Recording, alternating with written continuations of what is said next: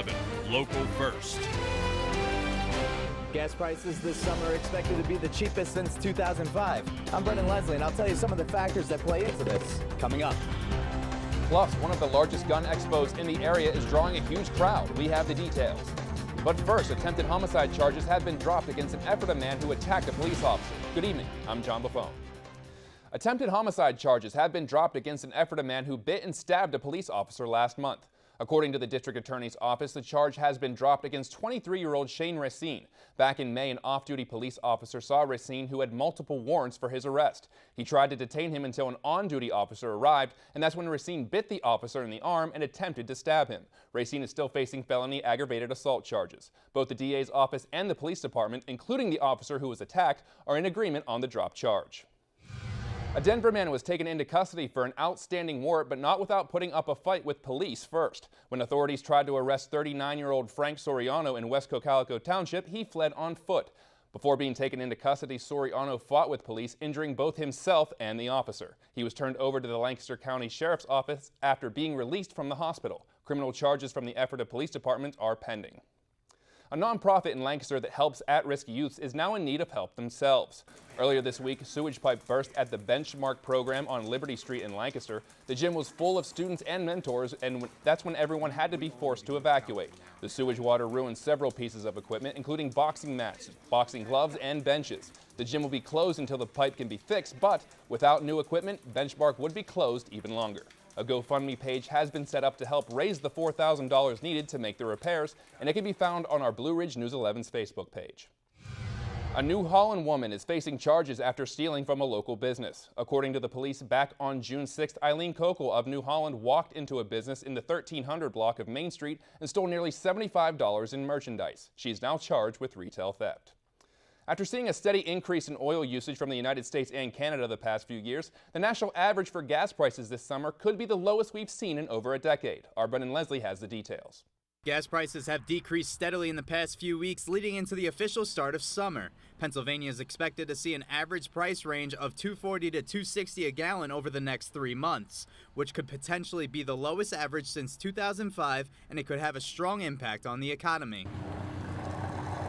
It's certainly excellent for the economy. Every penny, every tiny penny that the national average declines saves Americans $4 million every day, and that can be pumped into the economy in other areas. Since 2012, the usage in American and Canadian oil has increased each year, causing there to be more supply than demand, which drives prices down. In 2017, we used approximately 50% North American oil and 50% foreign, as opposed to a 25-75 split back when gas prices were close to $4 a gallon. That's really good news, yes, especially for the summer. Diane Slesser of Ephrata is on her way to Delaware and travels often. She's been really enjoying the extra money in her wallet due to these cheap prices. Very good, that's great, and you get to do more while you're down in Delaware than what maybe you would have done, go out to eat more.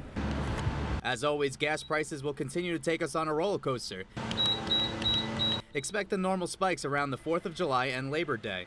But all in all, it should be easy driving this summer. Things now really look far better than they did back then. Americans are saving billions of dollars over the course of the summer compared to what we were paying just a few short years ago. Reporting in Ephrata, Brendan Leslie, News 11. Well, the weather looked a little gloomy today, but will your weekend plans outside be ruined? Let's go to Carl Kern with our first look at the forecast. First Look Weather is brought to you by The Wagon at Weaver Markets. Check out weavermarkets.com for this week's menu. Well, John, I would hope for starters that at least when you made your weekend plans for this fourth weekend of this summer season, that you at least took into consideration the strong possibility that the weekend might not look so great, but that at the same time it wouldn't maybe necessarily be completely washed out, that you might have long periods of time outside, maybe not under complete brilliant sunshine, and it's going to be quite humid, and it will actually be a lot warmer. So it'll be a bit uncomfortable. The pool, not completely a bad idea, but it just may be a little stormy late in the afternoon, both Saturday and Sunday, but still not a washout by any means. I'll let you know when we could see just a real clearing of the air, the complete weekend forecast coming up, John. All right, thank you, Carl. Well, the 10th annual Shooting Expo at the Sportsman's Shop in East Earl kicked off today. Attendees from all over will interact with dozens of factory reps and also have the opportunity to sign up for training classes. We pull customers from Lancaster, Chester, and Berks County. We get people from out of state that come to this once-a-year event. So this event is special for families and friends and groups of people who like to come. As much fun as the participants have, the vendors enjoy the event just as much. The thrill of being able to talk to these people individually, get them into a safe that I feel they really need and can use, watch them load them and take off with them and know that now their firearms are going to be secured in their home. Tomorrow there will be a free shooting for ages 10 and up, with the priority being put on gun safety. Well, stay tuned to the Evening Report. More local news is coming up after the break. Residents flooded into Lititz Spring Park tonight for a free movie. We'll bring you into the action. Plus, old world Italian cuisine has made its way to Green Dragon Market. We'll show you what's on the menu. And later in sports, the Lancaster Barnstormers have been in a June swoon. Brian Cass will tell you if they turn things around tonight at home.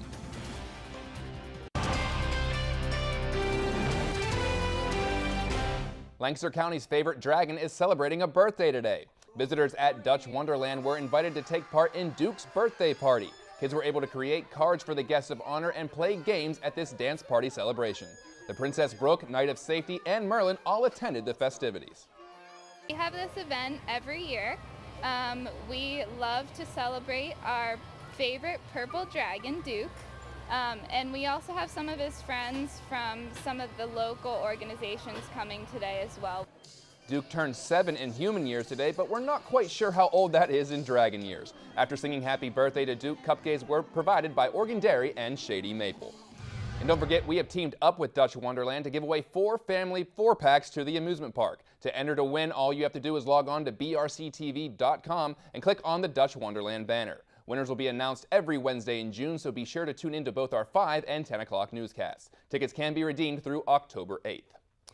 Moravian Manor began their Movies in the Park series tonight. Once a month during June, July, and August, the organization shows a movie in Lititz Springs Park that is free for all. Director of Development Jennifer Schutt says the event is especially fun for families. It's a lot of fun. It's good family fun. It's great for parents if they want to have a date night, and then their kids, if they're not really interested, can hang out over there on the playground equipment. It's just a good community type of event. Moravian Manor also provides free refreshments during the movie, and tonight's feature was My Big Fat Greek Wedding. Well, A Taste of Italy is now available at the Green Dragon Market in Ephrata. Garofalo's Calabria specializes in old world Italian cuisine. Father and son duo Christopher and Ryan Gage says their food is aimed to mirror the Mediterranean region. We just try to be as authentic as possible to the region of Calabria.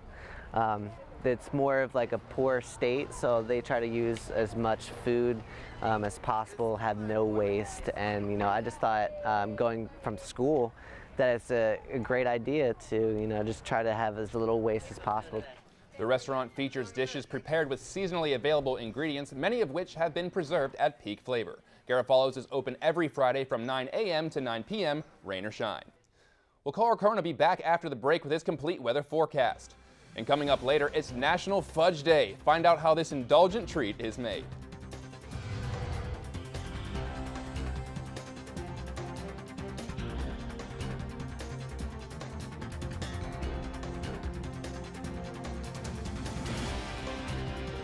Well, there you have it, the most adorable snake in the region, Cass. Milk snake, not to be confused with milkshake. Shake. Yeah. Big difference. Make sure that's You can correct. drink one, the other one, not so much. Yeah. Well, anyway, Brian's here talking about sports. Donegal softball state title on the line. Yeah, John. They're the only LL team still playing. They're in an all-District 3 title game, Donegal versus Cedar Cliff. Could the Indians cap off a dream season and bring home that 5A state crown? Not going to spoil it here. Find out the answer next in sports. Stick around.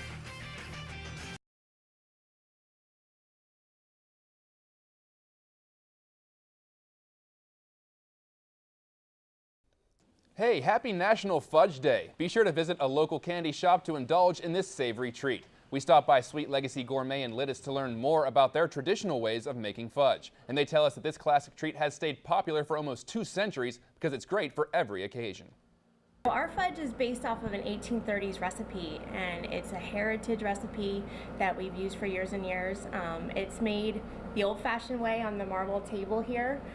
We cook it in copper kettles, and it's made in big batches. It's not made in a pan like a lot of other fudge recipes are. Sweet Legacy Gourmet is currently hiring, and they're looking for friendly individuals that are eager to learn all about the art of traditional candy making.